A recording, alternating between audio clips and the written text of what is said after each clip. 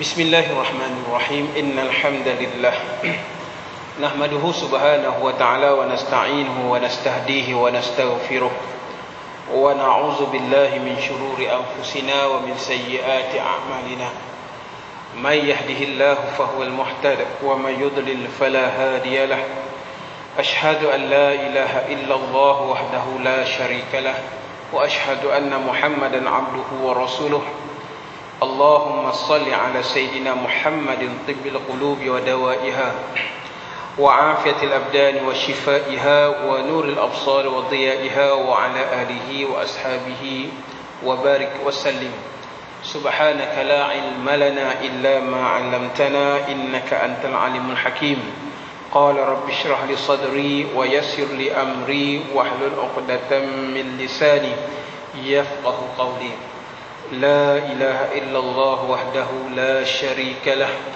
له الملك وله الحمد يحيي ويميت وهو على كل شيء قدير أما بعد muslimin muslimat yang dimuliakan oleh Allah Subhanahu wa taala, alhamdulillah kita panjatkan kesyukuran pada Allah Subhanahu wa taala dengan inayahnya kita bertemu lagi. Dan insya-Allah pada malam ini kita sambung balik pengajian kita pada membahaskan sifat yang ke-9 pada menyatakan kesempurnaan zat Allah Subhanahu wa taala. Baik, kita dah berhenti pada pengajian yang lepas bahawasanya pengetahuan Allah Subhanahu wa taala itu, ilmu Allah Subhanahu wa taala itu meliputi perkara yang lepas, meliputi perkara yang sekarang dan meliputi perkara yang akan datang dengan iktibar lagi diadakan. Saya rasa jelas kot dalam babnya ini. Ya. Baik, kita sambung pada muka surat yang ke-28, ya, firman Tuhan. Di situ berhenti nak. Firman Tuhan, alimul ghaib la ya'zubu anhu mithqala dzarratin fis samawati wala fil ard wala asghara min zalika wala akbar min zalika illa fi kitabim mubin. Surah As-Saba, surah Saba ayat yang ke-3. Artinya Tuhan yang amat mengetahui akan segala perkara yang ghaib, alimul ghaib. Tuhan yang amat mengetahui akan perkara yang ghaib, tidak terlindung daripada ilmunya sekecil-kecil barang yang sebesar zarrah pun yang ada di langit, dan demikian juga tidak terlindung segala perkara yang ada di bumi, dan tidak ada yang lebih kecil daripada zarah itu dan ada yang lebih besar daripadanya, melainkan iaitu ada nyata tersebut di dalam Lauhil Mahfuz. Lauhil Mahfuz ini kita terjemahkan kat situ ilmu Allah. Ya. Baik. Ayat ini tuan-tuan puan-puan yang dimuliakan oleh Allah, ya, sebagai satu ayat penyata, ya, maknanya Allah Tuhan yang kita sembah ini, alimnya, ilmunya meliputi segala perkara, sampai disebut dalam sini la ya'zubu ke ya'zibu tu, la ya'zubu anhu, maknanya tidak terlindung, ya, daripada Allah mithqala dzarratin. Boleh lihat balik surah An-Naba, ya. Misqala zarratin, sebesar zarrah. Zarrah ini tuan-tuan puan-puan yang dirahmati oleh Allah Subhanahu wa taala, kita nak terjemah macam mana? Kalau ulama dulu dia kata zarrah ni biji sawi. Tuan-tuan pernah tengok ke biji sawi? Besar mana biji sawi? Adalah, boleh nampak lah tak? Tapi zarrah ini kalau sains dia kata tak boleh nampak, melainkan ditinjau dengan alat untuk membesarkan dia, maka baru dilihat zarrah.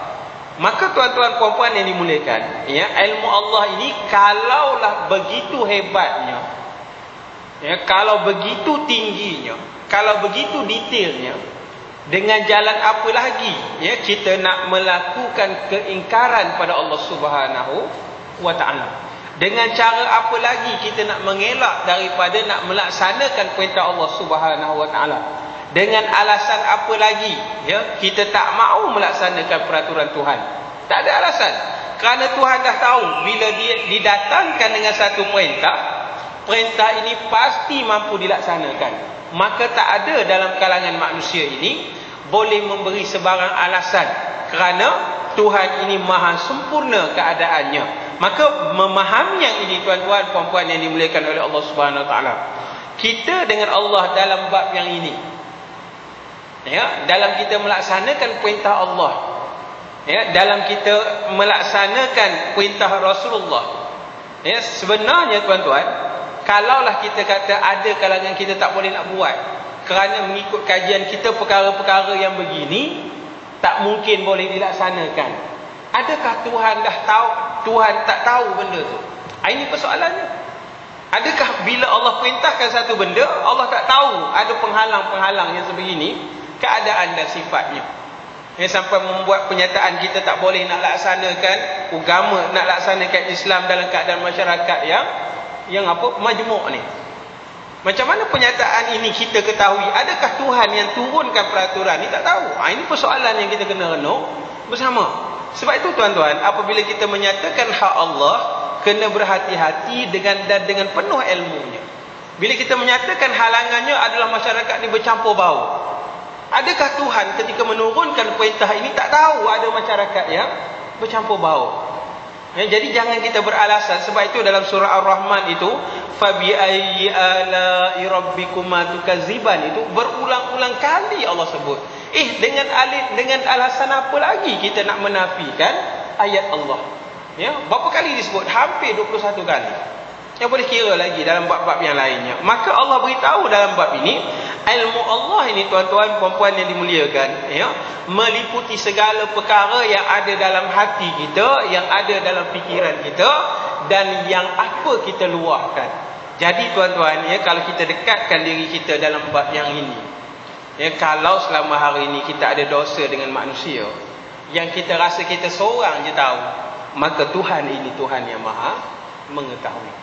Kalau kita rasa kita ada buat kebajikan, yang kita rasa kebajikan ni tak ada orang pun yang tahu, lemah rasanya bila kita buat baik, tak ada orang tahu. Tapi fahamilah hakikat ini, Tuhan ini yang maha mengetahui. Jadi jangan pusing, jangan risau. Sebabnya kadang-kadang tuan-tuan, kita bila buat jahat, kita memang tak nak orang tahu. Bila buat baik, kita teringin sangat orang tahu.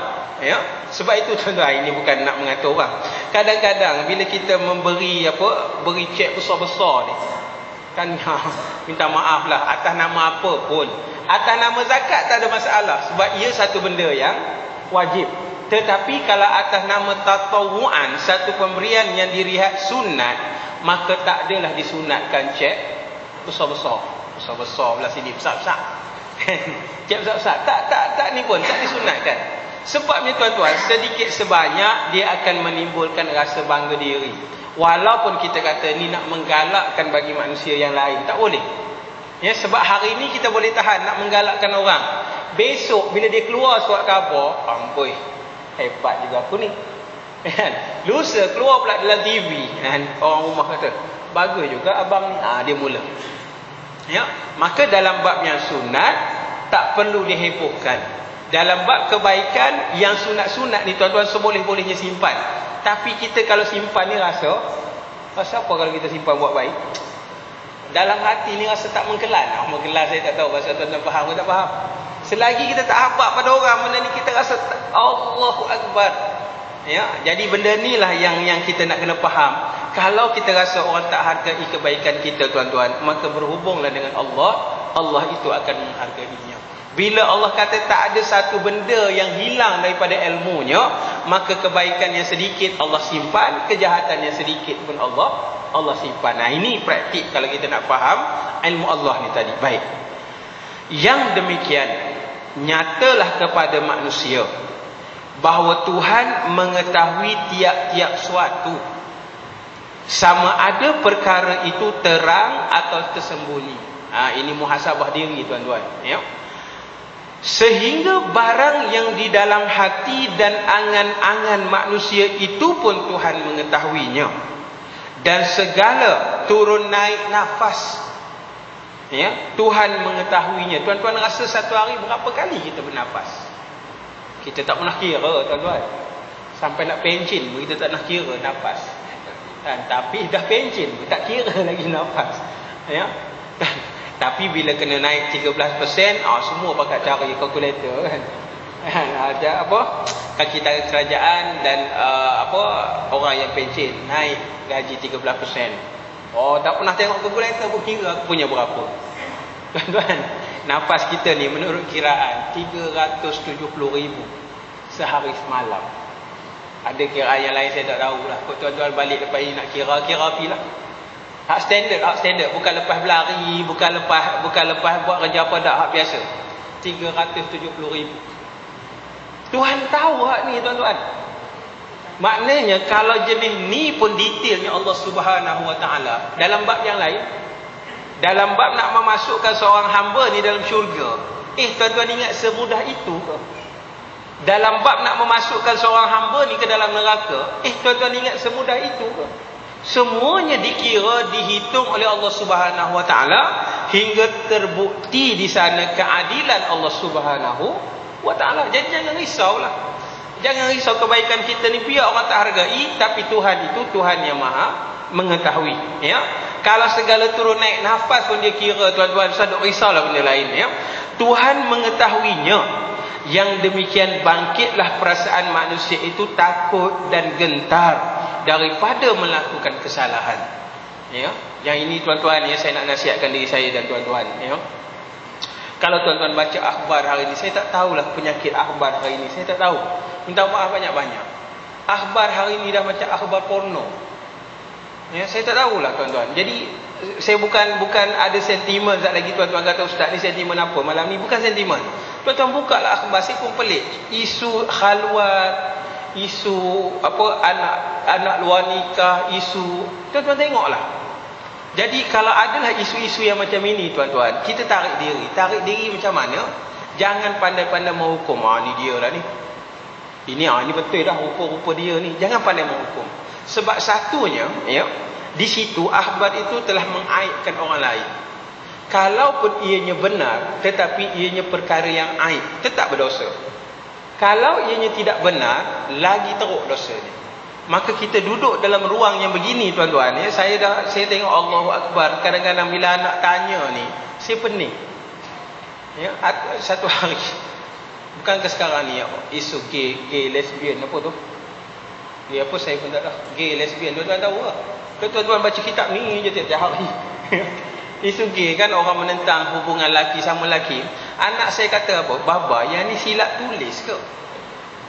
Liwat dengan lewat. Kan? Dia selalu, kalau dia selalu lambat tu lewat, pelajar lewat. LE kan? Bila akhbar, LI. Baba, ini silap tulis ke? Dia ni lewat ke liwat? Dia tak tahu liwat tu binatang apa. Tapi dia tahu dia lewat. Kan? Jadi kita pun nak kata ya ke tidak? Ya ke tidak? Dia dah sampai kepada budak-budak, dia pun pening bila baca benda-benda yang begini. Mereka baru nak tahu masuk darjah 1 ni banyak benda yang bila ada dia baca. Jadi tuan-tuan, saya nak nasihatkan diri saya dan tuan-tuan kat sini, perkara-perkara yang aib begini, ya, andai ianya betul, kita ceritakan pada orang lain pun satu dosa. Kalau ianya tak betul, kita cerita pula, lagilah berganda dosanya. Maka ambil jalan tuan-tuan, sebagai seorang mukmin, kita biarlah perkara tu diselesaikan dan kita jangan campur kat situ. Jangan pandai-pandai nak menambah sana menambah sini, bahaya tuan-tuan. Kita ni, ya, nak mengepung diri kita daripada jatuh neraka Allah pun tak terkepung lagi. Maka jangan ditambah dengan ruang-ruang yang sebegini keadaannya. Ya, kita renung kita punya solat pun cukuplah, pening dah.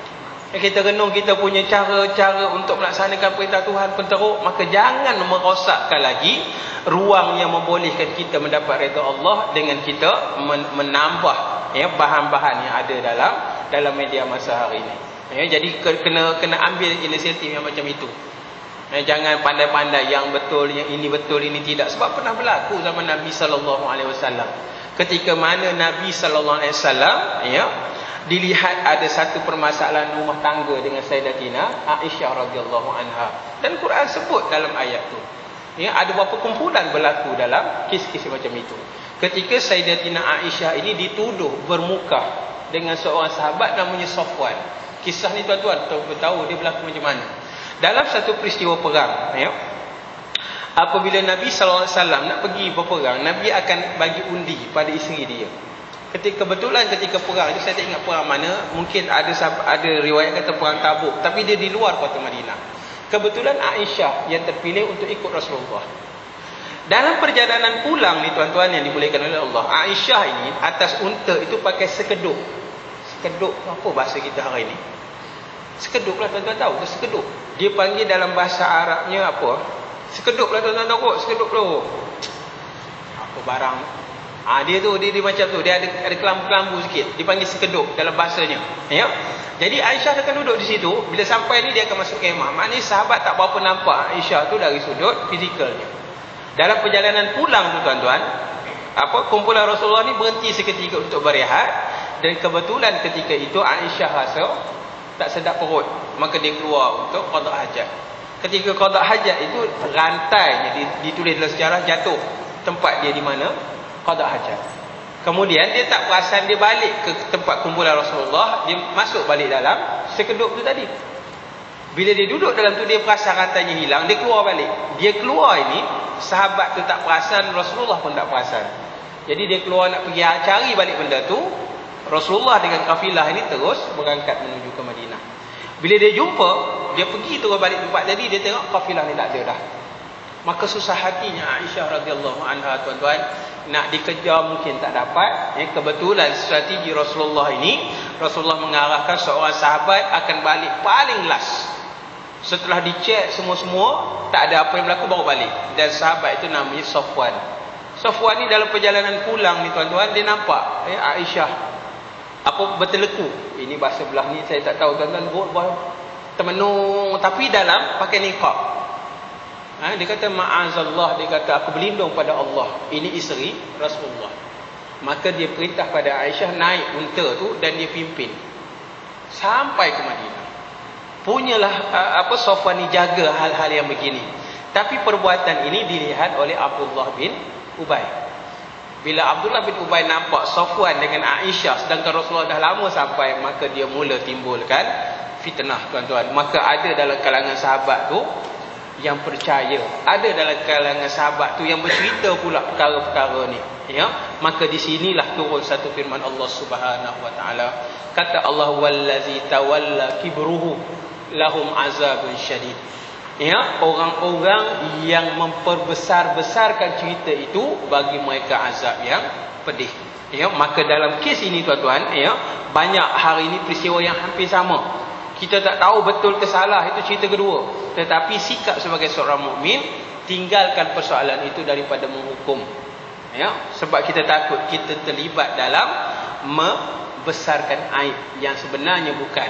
Atau ianya aib tapi kita sebarkan lagi. Ini bab yang kita kena renung. Sebab apa tuan-tuan? Kita tengok dalam bab alimul ghaib. Maknanya Tuhan itu Tuhan yang lebih mengetahui. Maka manusia bila kita faham yang kat situ, maka sebab itu pernah kata yang demikian nyatalah kepada manusia bahawa Tuhan itu mengetahui tiap-tiap suatu, sama ada perkara itu terang atau tersembunyi. Sehingga barang yang di dalam hati dan angan-angan manusia itu pun Tuhan mengetahuinya. Dan segala turun naik nafas Tuhan mengetahuinya. Yang demikian maka bangkitlah perasaan manusia itu takut dan gentar daripada melakukan sebarang kesalahan. Kalaulah iman dengan Allah, Tuhan yang mengetahui ini sampai pada hak situ tuan-tuan, ya, maka tak berani kita nak buat jahat. Tak berani kita nak mengata orang, tak berani kita nak menyusahkan orang, tak berani kita nak ambil hak orang, tak berani kita nak merasuah orang, tak berani kita. Kenapa? Kita tahu Tuhan ini Tuhan yang mengetahui, ya. Tapi malahnya ini masalah kita. Kan? Mengaji Allah Maha mengetahui, baca Quran Allah mengetahui, tapi hak orang kita rembat juga. Ya, sekecil-kecil perkara kat masjid kita selipur orang. Ini kat masjid kita, Tok Imam tu sebut ayyuhan nas ittaqullah, kan? Masjid mana-mana pun itulah syarat sah khutbah. Wahai manusia, takutlah kamu pada Allah. Takut dengan apa? Menunaikan perintah, meninggalkan segala larangan. Ketahuilah Allah itu Tuhan yang Maha mengetahui. Habis je bagi salam, Assalamualaikum warahmatullahi, Assalamualaikum warahmatullahi. Tengok kat luar. Berapa orang saya tak tahu masjid tuan-tuan ada kira ke? Orang yang hilang kasut. Masjid Seri Ampangan tu tuan-tuan, nak marah kalau ada orang belah situ kan. Ada yang kaki tangan ini apa USM tu kan, keluar daripada tu pakai kasut elok-elok, balik hilang. Yang duduk semayang tu tadi tuan-tuan, itulah yang dengar ittaqullah. Yang duduk semayang tu tuan-tuan, itulah yang mendengar khatib tu sebut apa. Yang duduk solat tu tadi, itulah yang mendengar khatib kata Allah ini Tuhan yang maha mengetahui. Kerana apa tuan-tuan? Kerana ilmu ini, pengetahuan itu dia tak masuk dalam jiwa. Ya, beriman dengan Allah tu sampai dekat telinga. Sebab tu Sayyidina Umar kata apa? Laisal imanu bitamanna. Iman ini bukan jenis angan-angan gitu tak. Iman ini perlu diperkuatkan, perlu dikukuhkan dengan amalan-amalan. Dia tak boleh jadi orang faham dah bab ni. Ya, waktu saya di Manjung sangat di Lumut, lagi dahsyat. Memang ada seorang hamba Allah ni pergi solat maghrib bawa guni. Memang dia pergi bawa guni. Hebat lagi daripada hak sini. Bawa guni, ya. Jadi orang-orang belah Lumut Sewan tu saya pun tak tahu apa peliknya. Tapi tuan-tuan, hari ni kan, sandal-sandal tuan-tuan pakai tu mana ada harga murah. Paling-paling pun 100. Kat jenama Camel apa semua tu kan 200-300. Ada yang turun hilang, ada yang turun hilang. Adalah 2-3 orang jiran-jiran saya tu mengendap. Dia kata, kita bagi orang lain semayang dulu, kita semayang kemudian. Tunggu memang nampak satu orang bawa guni. Orang sujud, dia keluar, pergi pilih kasut ni, pilih elok-elok, boh langgu ni, sekali dia naik balik semayang. Masbuk. Hebat. Masbuk. Imam makmumnya masbuk. Patutnya tadi muafiq. Ya. Orang dia pun dapat dah. Bila ramai-ramai tu dah tak nampak pula muka hak mana satu. Ada seorang jiran sebelah rumah saya, dia kata apa, Ustaz, hari tu saya umpan dia dengan kasut Camel. Kasut Camel 300 dia beli. Dia umpan dia. Dia semayang sebelah tu, dia perasan lah yang sebelah dia ni bila orang sujud dia bangun macam buat batal wuduk. Hati saya, Ustaz, dah kata dah orang ni kan, tapi saya tak reti nak batal semayang ke tidak. Nak batal ke tidak, mudahnya Ustaz 300 kasut saya lebuh juga. Masuk minggu ke depan dikepung ramai-ramai, baru dapat. Serah pada polis, nak kata apa, akta mencuri kasut ni tak ada. Jadi kenalah, adalah hukum-hukum, tapi taklah dibicarakan peringkat yang tinggi. Ya, tuan-tuan, saya nak beritahunya bukan itu. Yang ini dia mari masjid tiap hari ceritanya. Dia mencari rezeki dekat masjid tu. Ya, jadi masjid tu dah tak beri apa-apa kesan pada dia. Samalah macam orang yang duduk kat Mekah yang hari-hari tengok Baitullah. Samalah. Sebab apa? Iman ini tuan-tuan, dia bukan dengan soal begitu. Iman kena ada ilmu dan kena ada pengamalan yang bertepatan dengan ilmu ni tadi. Baru iman tu subur untuk mengalakkan seseorang itu melakukan kebaikan dan menghalang seseorang itu daripada melakukan kejahatan. Ini konsepnya. Bila kita beriman, Allah Maha mengetahui, iman ini perlu hidup, ya. Kerana segala perkara itu terang dan nyata pada ilmu Tuhan. Hak ni kita dah jelaskan kemarin, ya, macam mana ilmu Tuhan ni tadi, ya. Pada bila-bila masa dan bagaimana jua keadaannya, maka apabila manusia itu sampai kepada darjat ini, barulah dinamakan sebenar-benar mengenal dan mengetahui serta percaya ilmu Tuhan. Ini babnya. Maknanya tuan-tuan, bila manusia sampai pada peringkat gitu, dia sampai pada peringkat dia nak buat sesuatu, dia perasan Tuhan tahu. Dia nak cakap sesuatu, dia dah ada alert dalam diri dia, oh kalau aku cakap ini Tuhan tahu. Dia nak ambil sesuatu yang haram ni, dia dah akan terhenti. Kerana apa? Kerana dia memang perasan Tuhan tu tahu. Inilah darjat yang paling tinggi dalam iman. Darjat ini kita bincangkan tadi asar tadi. Darjat ini dipanggil muraqabah ilahiyah, ya, merasakan pengawasan Tuhan pada diri manusia. Hak inilah yang dikatakan darjat iman paling tinggi. Sebab tu tuan-tuan puan-puan yang dimuliakan, ya, balik pada asal bab iman ni tadi. Sebelum seorang tu mukmin, kita panggil dia sebagai seorang muslim. Walaupun ada ulama kata mukmin dengan muslim tu sama, tak ngapalah. Untuk mudah faham, kita bagi satu penjarakan. Kita bermula dengan nama muslim apabila kita mengucap kalimat tauhid la ilaha illallah Muhammad Rasulullah, kita masuk sebagai seorang muslim. Dengan muslim ini juga kita ada iman. Maka iman ini sifatnya tuan-tuan akan menurun dan menaik, akan kuat dan akan lemah. Muslim tidak. Muslim dia tetap akan jadi macam itu. Seorang Muslim yang ada iman, imannya kita akan dapati kuat dan lemah, rendah dan tinggi. Bagaimana berlaku iman yang kuat? Apabila orang Muslim ini beramal dengan perintah-perintah Allah Subhanahu Wa Taala. Nak tahu macam mana rasanya? Tuan-tuan, sepanjang hidup tuan-tuan ni pernah tak rasa best dalam beribadah? Pernah tak rasa? Dalam satu hari ni memang bagus sungguh. Kan semayang subuhnya awal, ada kadang-kadang bangun sebelum subuh baca Quran, kan? Lepas tu tunggu sekejap, pergi azan, pergi semayang, baca Quran. Hari tu hari yang paling best. Yang kita menanti satu waktu dengan orang peluk. Yang ini kita pernah rasa kadang-kadang. Pernah tak satu hari yang lain, Allahu Akbar, bantah ni kata, lemah betul. Semayang pun, kata macam tu lah. Kan, kalau zuhur tu boleh, gitulah. Boleh lepas, dah jadilah. Lepas dah zuhur aku. Ini kedudukan keadaan di mana iman ini kuat, di mana iman ni lemah. Ketika iman ni lemah lah tuan-tuan, perkara-perkara yang dilihat sangat-sangat buruk ini boleh mempengaruhi. Tambah hari ni tuan-tuan, saya tak tahulah umur tuan-tuan ni, akses pada media maya ni tuan-tuan, Allahu Rabbi, ya, klik je hujung jari, ya. Jangan pula tuan-tuan buat.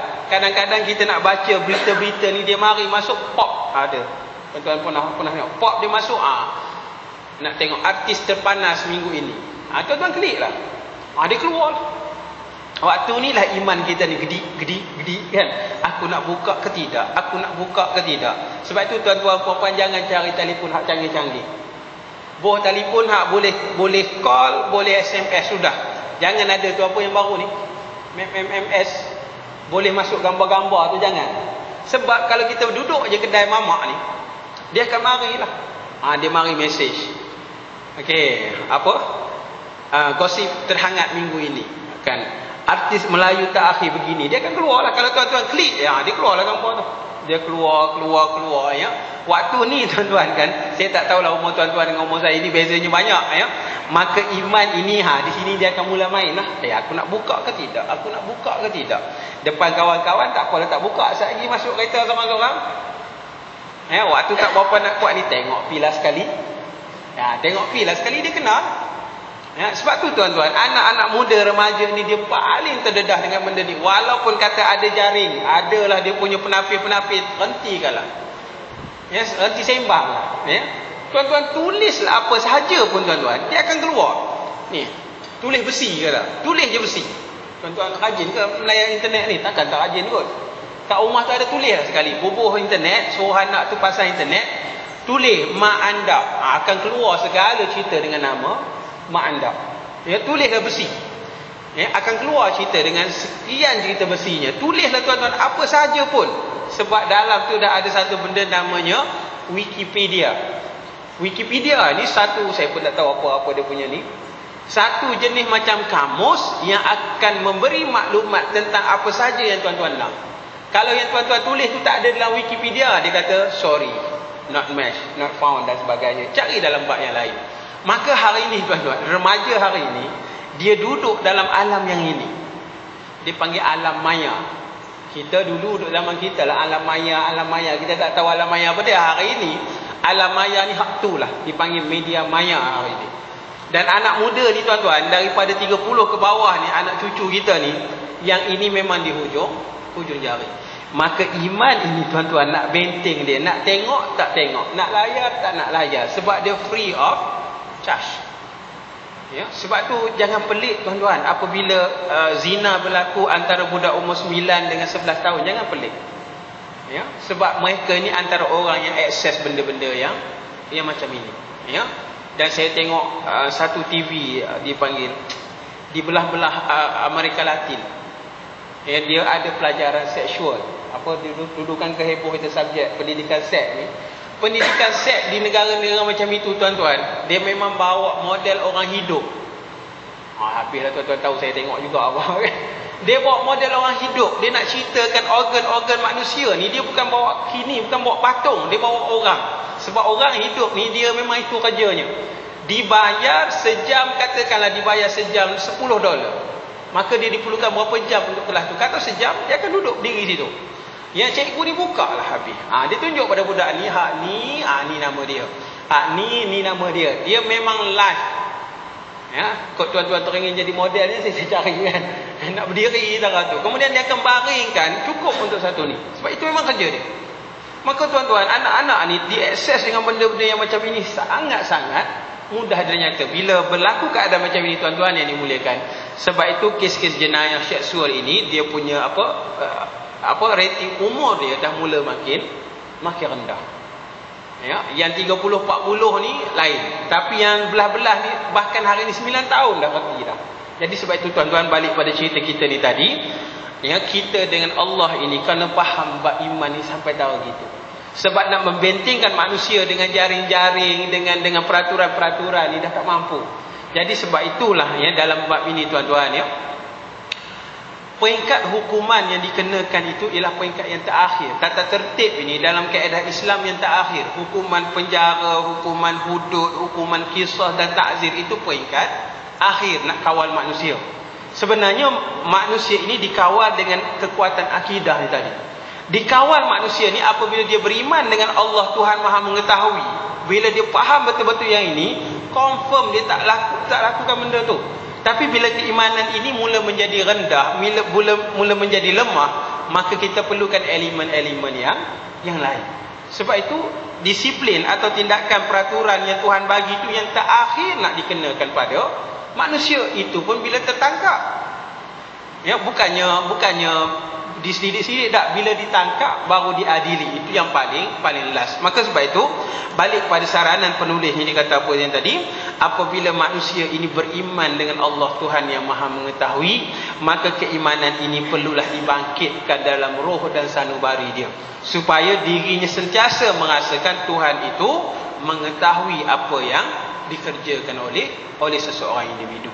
Kalau tak sampai peringkat yang begitu tuan-tuan yang dirahmati oleh Allah Subhanahu Wa Taala ya, maka kena diasuh lagi, kena diasuh supaya sampai peringkat dia merasakan begitu. Macam saya sering ingatkan pada tuan-tuan lah, kalaulah dalam masjid kita ni ada CCTV kan, kalaulah dalam pejabat kita tu ada CCTV yang sentiasa fokus pada kita, kemudian TV tu duduk dalam bilik kita punya ketua jabatan, apa kita akan buat? Nak menguap pun tak berani kan? Nak menguap pun kita tak berani. Asalkan nak tidur, kita akan duduklah macam itu, buat kerja tepat jam pukul 8, pukul 10, bukan jam tangan kita tengok jam pejabat, baru kita berani keluar. Kenapa? Kita dah faham ada orang yang mengawasi kita. Begitulah juga dengan Allah Tuhan yang Maha Mengetahui. Nak membina keimanan itu sampai tahap itu sekalinya. Jadi inilah yang ke-9, bila kita nak beriman dengan Allah, zat Allah yang Maha Mengetahui, mestilah keimanan itu meningkat sampai peringkat yang sebegitu. Baik, yang ke-10. Yang ke-10, sifat yang wajib bagi Allah Subhanahu Wa Taala ini al-hayat. Ya, ataupun dibaca dengan al-hayat. Kalau al-hayat ni orang Melayu lah. Tengok sungguh kalau dia sebut dalam masjid tu, sifat yang ke-10 bagi Allah al-hayat. Ini memang Melayu lah. Kalau dia kata al-hayah, al-hayah ni nampak ini Arab sikit. Ya, kenapa nak baca al-hayat itu bila dia bersambung dengan perkataan yang lain. Kalau baca dengan al-hayah itu, maknanya nak berhenti setakat tu je. Ya. Artinya hidup, yakni tiada dengan nyawa dan tiada dengan nafas, dan tidak dengan kejadian yang 4 anasir, dan tiada hidupan dengan makan minum, maka hakikatnya ialah satu sifat yang tetap ada, yang qadim lagi azali, berdiri pada zat Allah Ta'ala. Ia mengesahkan segala sifat yang ada berdiri daripada zat, daripada sifat idrak.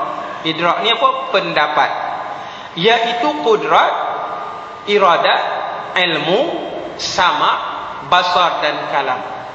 Dan sifat hayat itu menjadi syarat pada hukum akli bagi segala sifat ma'ani. Lazim daripada tiada hayat, maka melazimkan tiada sifat ma'ani, dan lazim daripada ada hayat, ada segala sifat ma'ani. Ya, sifat-sifat bahagian ni tuan-tuan di bahagian depan, nanti kita jumpa balik. Maknanya dalam bab ini tuan-tuan, yang pertama, ya, Allah ini bersifat hayat, hidup. Bagaimana hidupnya? Hidupnya tiada dengan nyawa dan tiada dengan nafas. Tuan-tuan, akal kita tak boleh nak sampai yang ini. Jangan fikir. Jangan menung, apa saya pun tak boleh nak makan ni bang. Memikir, macam mana Tuhan tak ada nyawa dan tak ada nafas. Tak sampai gitu tuan-tuan. Memang tak sampai. Saya lagi duduk tengok kopi pun tak faham. Yang ni tak payah fikir. Sebab itulah Allah utuskan Rasul tuan-tuan. Sebab akal kita ni, dia tak mampu nak faham perkara yang tak dilihat oleh panca indera. Saya nak beritahu gini. Akal kita yang manusia hari ni rasa hebat sangat, genius sangat dengan IQ 7, 9, 11 pun dah ada hari ni. Dia tak boleh mencapai satu perkara yang di luar daripada jangkauan panca indera. Maksudnya begini. Akal, otak ini tuan-tuan boleh memikirkan, boleh menganalisis, boleh bertindak kreatif berdasarkan apa yang dia renung. Macam saya tuan-tuan renung hari ni penutup ni. Maka akal saya dah ada gambaran yang ini. Dan saya boleh manipulasi yang ini. Penutup ni takkan nak open ni je. Buruk benar dah. Berapa tahun dah ni? Minta maaf tak lagi. Esok tiba-tiba tukar dah. Dah lama dah open ni. Maka kreatif akal ini akan ubah ni jadi benda lain pula. Kreatif akal ni akan pindah jadi yang lain. Mungkin dia jenis melekat pula. Kenapa dia boleh? Kerana dia pernah dilihat. Maka bila benda boleh dilihat, akal boleh manipulasi. Begitu juga apa yang didengar dengan telinga. Akal boleh tafsir. Apa yang disentuh oleh tangan, akal boleh tafsir. Apa yang boleh diselenggarakan oleh otak, akal boleh tafsir. Tetapi ada perkara yang manusia itu IQ yang tinggi mana sekalipun, dia tak boleh nak capai yang ini melainkan melalui bantuan Rasul yang diutus oleh Allah Subhanahu wa ta'ala. Apa perkaranya? Pertama, soal zat Allah. Soal Allah hidup tanpa nyawa dan tanpa nafas. Yang ini akal tak boleh fikir. Melainkan diberitahu oleh Rasul sallallahu alaihi wasallam. Perkara yang melibatkan syurga, melibatkan neraka. Sakit neraka, nikmat syurga. Akal tak boleh fikir tuan-tuan. Sebab itu apabila disebut dalam syurga itu ada sungai-sungai yang mengalir. Dalam syurga itu ada madu yang mengalir. Dalam syurga itu ada susu yang mengalir. Tuan-tuan, bila saya sebut air sungai, tuan-tuan rasa macam mana? Apa yang tuan-tuan boleh fikir? Sungai Kerian tu, kalau orang tak boleh keluar, dia tak pernah keluar daripada ni, tara Sungai Kerian je kot. Bila sebut susu, tara susu. Sebab kita hanya boleh fikir apa yang kita pernah tengok. Saya abad pada tuan-tuan, satu jenis makanan yang saya suka duduk kat Mesir dulu, takmiyah. Tuan-tuan pernah rasa? Tak pernah. Takmiyah, tuan-tuan tak tahu. Kalau saya sebut dia bukan jenis makanan, tuan-tuan akan bayangkan dia jenis apa? Jenis haiwan apa? Takmiyah. Saya apa? Saya paling suka takmiyah. Tuan-tuan pasti tak tahu apa dia takmiyah. Tak kita, ustaz, takmiyah tu apa? Jenis haiwan ke?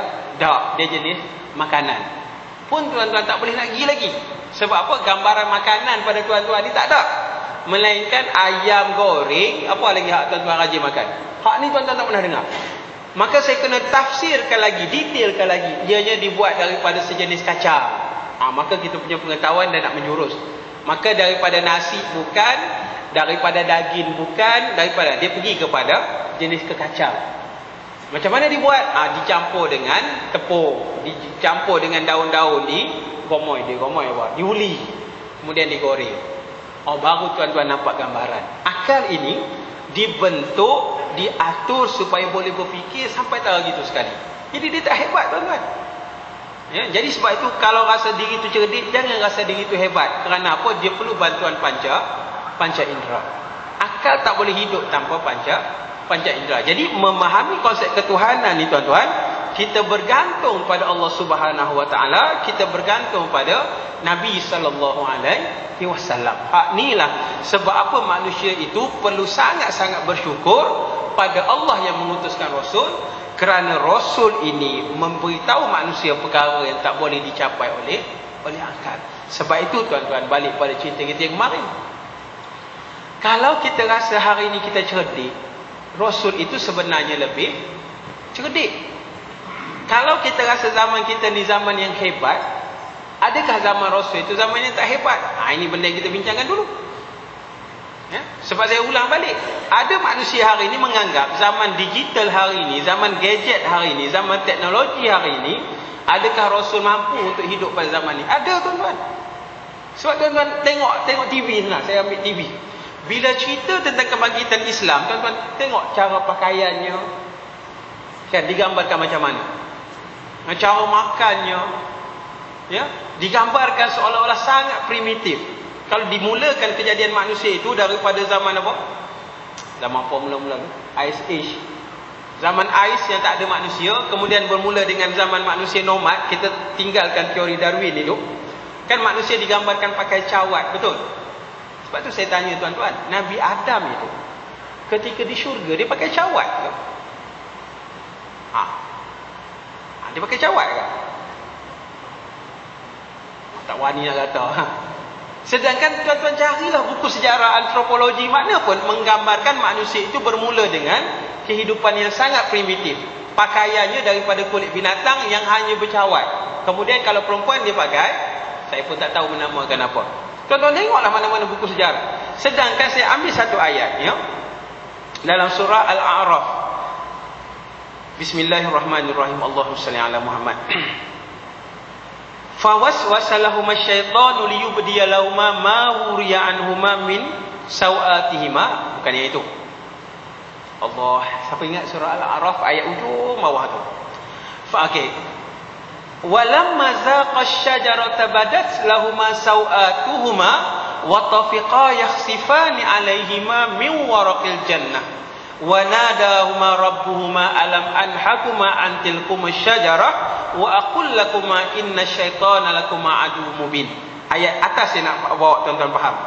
Walamma zaqa asy-syajarah, ketika mana Nabi Adam ni zaq ini maknanya merasa makanan tu tadi, buah tu tadi, buah larangan. Ada orang sebut buah tu buah khuldi. Tak ngapalah, itu yang kita faham. Walaupun tak dinamakan dalam Quran buah tu buah apa.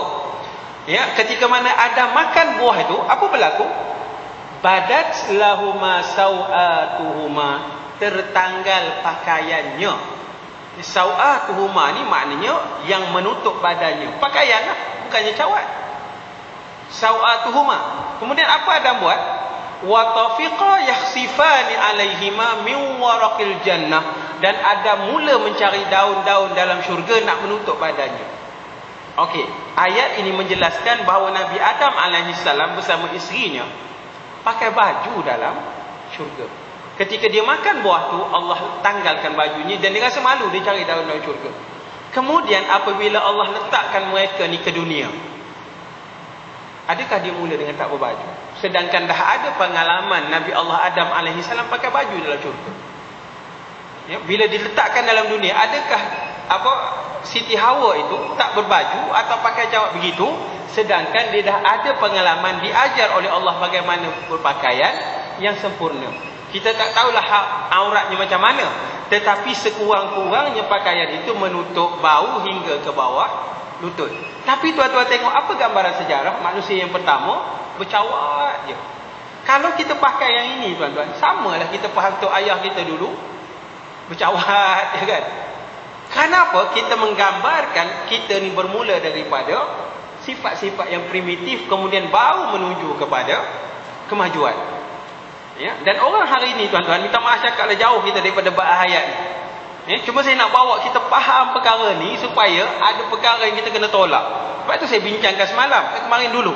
Kalau kita merasakan kita hari ini orang yang maju, bermakna kita merasakan zaman Nabi itu zaman yang tidak maju. Kalau kita merasa kita hari ini orang yang moden, kita menganggap zaman Rasulullah itu zaman yang primitif. Inilah yang boleh merosakkan perjalanan akidah kita tentang beriman pada Nabi dan Rasul. Saya bawa kisah Sayyidina Nabi Nuh alaihissalam, bagaimana dia membina bahteranya. Jadi perkara ni tuan-tuan, sebab itu kan minta maaflah, sejarah yang kita ambil daripada sumber-sumber akal fikiran manusia ni tuan-tuan, kadang-kadang bila bertemu dengan Al-Quran ini dia tak boleh masuk. Ya, bagaimana kita nak kata Nabi Adam ini primitif, sedangkan dia pernah hidup dalam syurga dan dia hidup di dunia, pasti dia akan membina satu kehidupan walaupun tidak 100% macam di syurga, tapi sekurang-kurangnya dia dapat faedah-faedah sebagaimana dalam syurga itu tadi. Dan apa berlaku pada orang hari ini tuan-tuan? Tengok pada piramid. Bila dia orang tak mampu nak memahami bagaimana masyarakat Mesir kuno tu buat piramid, dia kata apa? Benda ajaib di dunia, kita tak boleh nak buat apa. Punya kita mengelak, nak mengatakan kita ni bodoh tak? Kan? Kita nak kata kita bodoh tak? Oh, piramid kami tak boleh buat apa sebab dia benda Benda ajaib apa kalau dibina oleh masyarakat yang kita kata primitif, dia tak ajaib. Tapi oleh kerana lemah kita nak memahami teori geometri yang dibuat oleh orang Mesir kuno, sampai kita tak boleh faham dengan teknologi yang canggih, kita kata apa benda tu benda ajaib. The Great Wall of China yang hebat, sampai orang tak faham macam mana nak dibina sebesar itu, setinggi itu, seluas itu. Akhirnya kita letak apa? Oh, satu daripada benda ajaib di dunia. Ini masalah manusia yang merasakan dirinya hebat tu tadi. Ya, maka balik pada cerita kita ni tadi, nak memahami Tuhan ini tak boleh tuan-tuan, melainkan dengan diutuskan oleh Allah para nabi dan rasul. Maka apa yang Nabi ajar itu ambil dan ikut. Sebab itu Nabi bersabda, wa ma atakumur rasulu fakhuzuhu. Apa yang Nabi ajar, apa yang Nabi bawa, ambil dan ikut. Jangan banyak songeh, jangan banyak tanya. Wa ma nahakum anhu fantahu. Apa yang Nabi larang jangan buat. Jangan dikaji sebab dan musabab Nabi larang. Kenapa? Nabi itu diajar oleh Allah Subhanahu wa taala. Sebab itu kata Nabi, adabani rabbi fa ahsana ta'dibi. Aku ini diajar oleh Allah dan dialah sebaik-baik guru yang mengajar. Maka ambil adabani itu memang dalam bab pendidikan adab dan akhlak, tapi termasuklah konsep-konsep ilmu itu sekali dimasukkan oleh Allah kepada para nabi dan rasul. Maka sebab itu Nabi itu ada fatanahnya. Saya bawa benda ni tuan-tuan bukan apa ya. Di Indonesia sudah ada beberapa fikiran yang dilihat sangat liberal. Bahkan satu fikiran yang sangat, kalau saya rasa pada tuan-tuan pun tuan-tuan akan marah. Ada satu tulisan seorang profesor. Apabila Al-Quran menyatakan Nabi ini Nabi yang ummi, Nabi yang tak boleh membaca dan menulis. Tuan-tuan tahu dia kata apa? Tak payah sebut nama dia. Dia kata apa? Mana mungkin saya sebagai seorang profesor boleh menerima Muhammad sebagai Rasul, sedangkan saya seorang profesor yang boleh membaca dan menulis. Muhammad ini tak boleh membaca dan menulis. Ya, itu kata dia tuan-tuan. Dan dia menghuraikan perkara-perkara ni sampai dilihat betul juga. Macam saya ajar tuan-tuan ni, saya tak boleh membaca, tak boleh menulis. Tuan-tuan berani mengaji dengan saya? Berani nak datang? Ustaz tu baca tak boleh, nulis tak boleh. Hampa mengaji betul dia, saya buat. Ya? Jadi sebab tu balik pada kisah ni tuan-tuan, apa yang datang pada Rasul itu ambil. Jangan ada sebarang bentuk-bentuk yang kita panggil alasan-alasan. Apa yang dilarang, kita berhenti je. Sebab apa? Dia diajar oleh Allah direct. Bahkan dalam satu bab nikah, Nabi bernikah dengan Zainab Al-Jahsy itu juga dengan Allah Subhanahu wa taala. Tengok pada tafsir Ibnu Katsir mengisahkan peristiwa yang begitu ya. Maka kita tengok sikit lagi. Dan tidak dengan kejadian yang 4 anasir. Apa 4 anasir ni tadi? Maknanya hayat Allah tadi bukan hayat yang perlu kepada jasmani, bukan perlu pada rohani, bukan perlu kepada 4 anasir. Apa 4 yang? Apa dia? Tanah, air, api dan angin. Dia tak perlu kepada 4 anasir yang begitu untuk hidup. Kita perlu pada 4 anasir itu tadi. Ya.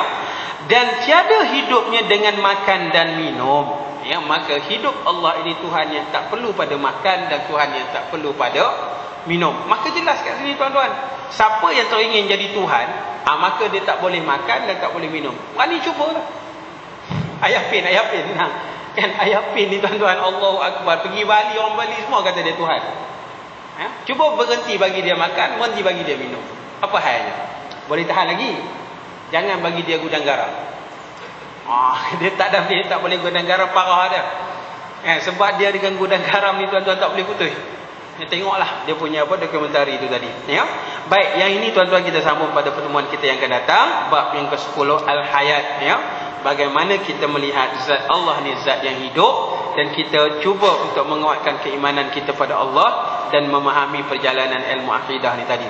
Tuan-tuan, kitab yang kita baca ni satu panduan yang ringkas ya. Sebab tu nipis je. Kalau tuan-tuan rasa payah nak faham, cari sumber-sumber yang lain. Yang banyak ya, Al-Jawharatul Tauhid pun ada ya. Yang karangan siapa lagi banyak ya. Ada satu tu dah dirumikan. Pun kita boleh cuba faham. Kalau tak faham melalui kaedah-kaedah yang begini. Allah Ta'ala alam. Sampai kat situ.